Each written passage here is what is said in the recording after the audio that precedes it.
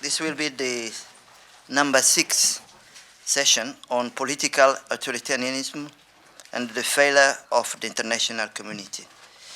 We will have 3 speakers, Van Dien, George Ogola, and Janos Ortiz Montero.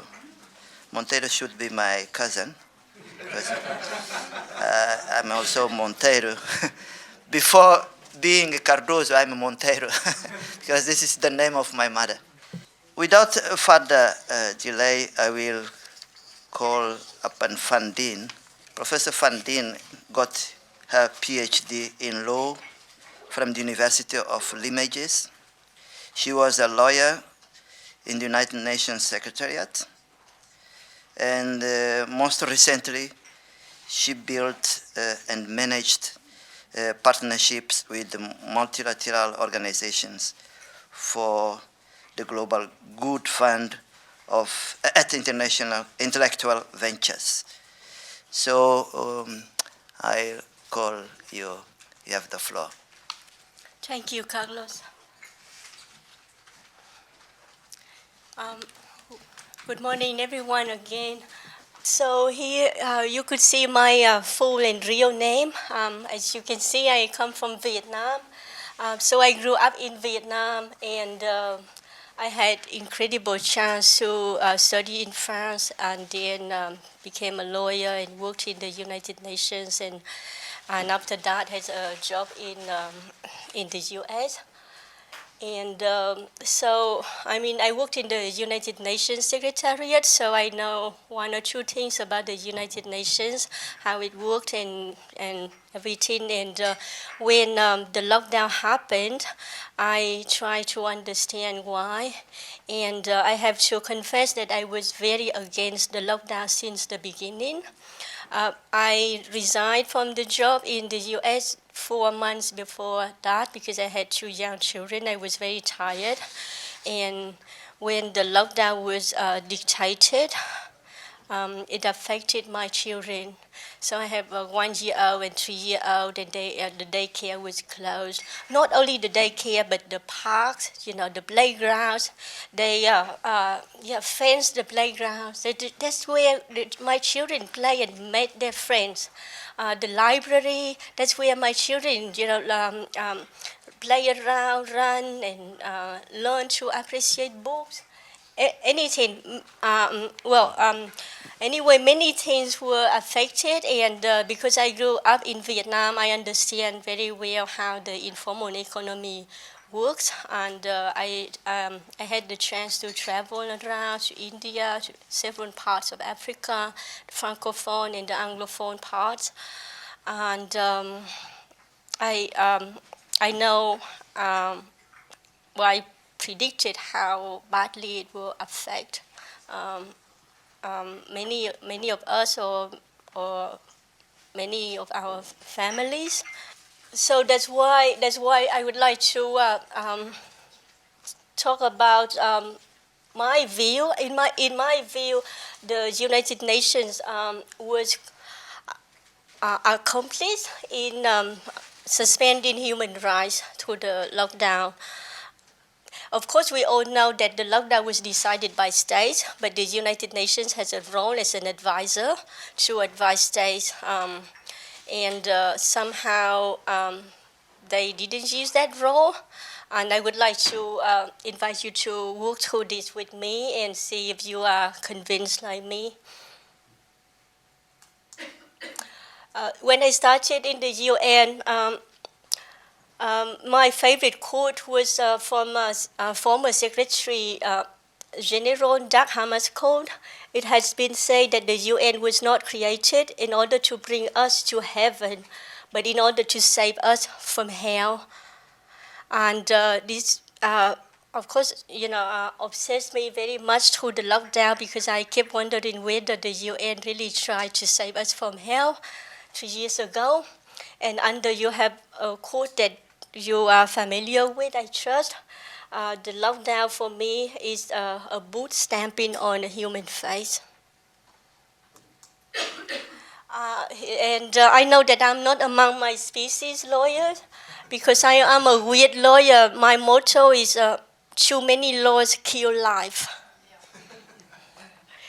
So, but I hope you agree with me that the definition of complicity is that someone, or it can be a person or a legal person, a company or an institution, right, participated in the commission of a criminal act with the intent to act to complete the crime, and that can be seen as you encourage or aid or attempt to aid in planning or committing the crime, and also not doing the legal duty to prevent the crime, but failing to make an effort to prevent it from happening. And for me, the responsibility of the UN would fall in the last category of this. So how did this happen and why? Yesterday, Colleen raised the question why, and I don't have the answers for why. But I suspect that there were high-level political decisions not to criticize the lockdown, and it was done unanimously across UN entities. And we could see that the UN actively participated in the global fear campaign. We listened to the war rhetoric. We had to win this war. We have to fight our enemy with every means. We saw representatives at the UN wear one mask and then two masks. And of course, there was no invitations. It's here to states to reconsider lockdown decisions. And the UN knew about the collateral damage very early since the beginning. However, they continue to blame the pandemic. And there was no study on the impact of lockdown. So now as to the why, I don't know. It could be panic, irrational fear, incompetence, simply hypocrisy, cowardice, corruption, of course, why not? And or the institutions were under some states, some powerful states' influence, or non-state actors like philanthropies and NGOs and so on, on this. So now I would like to invite you to have a look at the non-pharmaceutical public health measures for mitigating the risk and impact of epidemic and pandemic influenza. This was published or compiled and published by the WHO, the World Health Organization. The last publication was 2019, so only a few months before March, right? And in this guideline, and it was for all countries. That was the WHO guideline, and they trained national public health officials according to this guideline.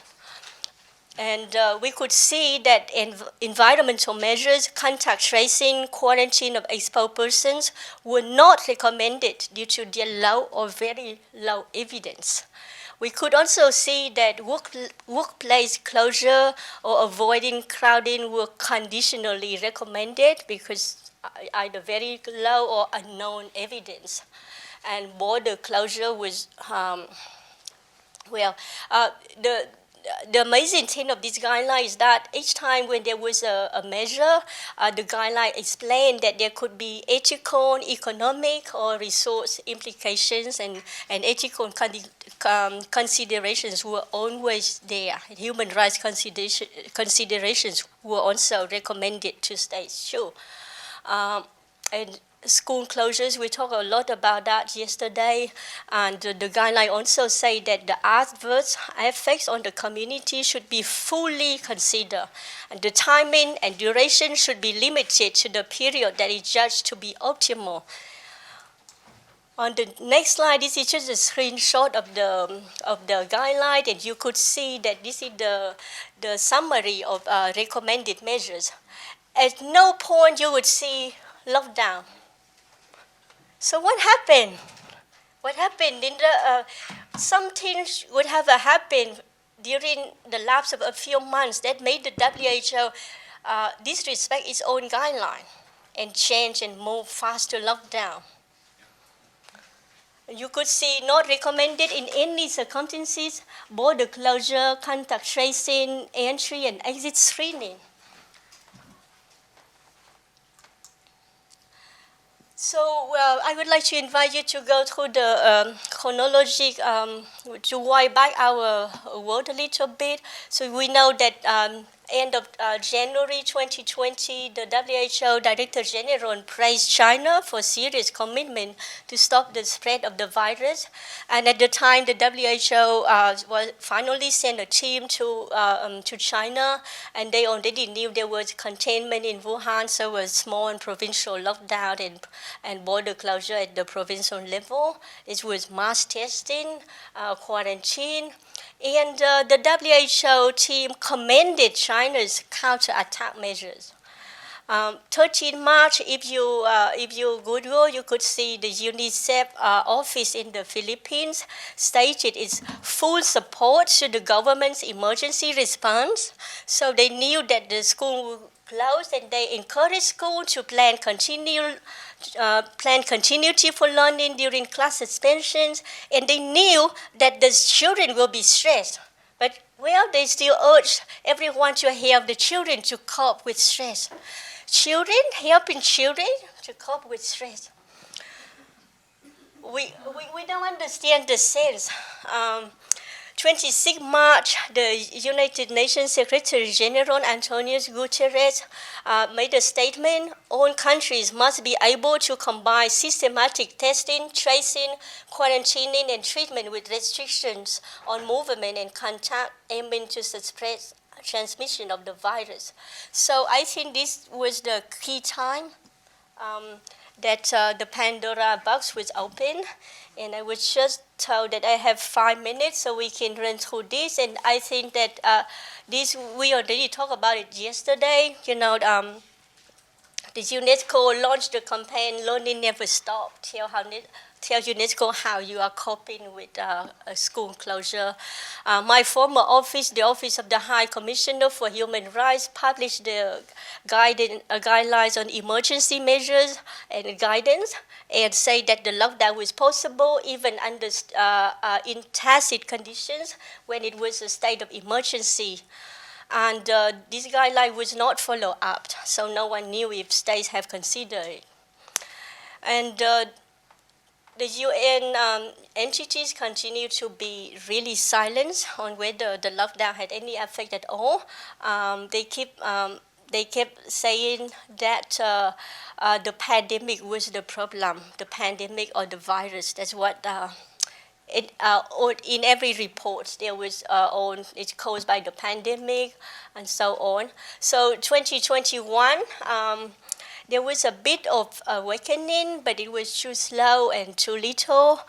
And as we see it, finally, in the second half of 2021, UNICEF and UNESCO started to campaign for school reopening. And after the UN, after the lockdown, the UN entities continue with business as usual. The SDG, the Sustainable Development Goals Progress Report in 2020 already saw a lot of problems with the COVID outbreak. They didn't say at no point they say that it might have come from the lockdown. And I'm wondering why the WHO Director General was re-elected. I'm also wondering why the Secretary General Antonio Guterres was re-elected. It reminds me that one of his predecessors, the late Kofi Annan, who started his career as a teacher in Ghana, at some point stood against the decision to go on war in Iraq, and that was the time that the UN stood up against the interests of a few states and refused to comply.